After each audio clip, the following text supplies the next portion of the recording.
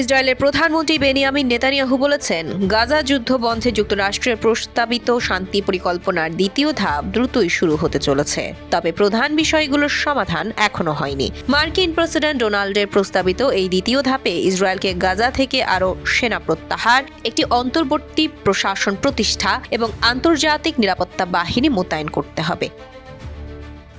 বিনিময়ে হামাসকে অস্ত্র ত্যাগ করে সাংগঠনিক পুনর্গঠন কার্যক্রম শুরু করতে হবে। নেতানিয়াহু সাংবাদিকদের জানান, চলতি মাসের 29 ডিসেম্বর প্রেসিডেন্ট ট্রাম্পের সঙ্গে দ্বিতীয় ধাপ বাস্তবায়নের বিষয়ে তার গুরুত্বপূর্ণ আলোচনায় বসার কথা রয়েছে। জার্মান চ্যান্সেলর ফ্রিডরিখের সঙ্গে বৈঠকের পর নেতানিয়াহু জোর দিয়ে বলেছেন, গাজায় হামাসের শাসনের অবসান ঘটিয়ে তাদের অবশ্যই অস্ত্র সমর্পণ করতে হবে।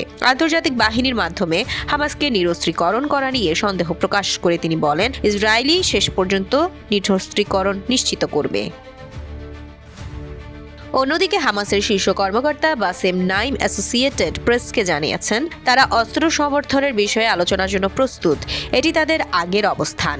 রাষ্ট্র গঠন না হওয়া পর্যন্ত অস্ত্র না থেকে একটি পরিবর্তন। যুদ্ধবিরতি কার্যকরের 2 মাস পরেও উভয় পক্ষ প্রতিদিন চুক্তি লঙ্ঘনের অভিযোগ করছে।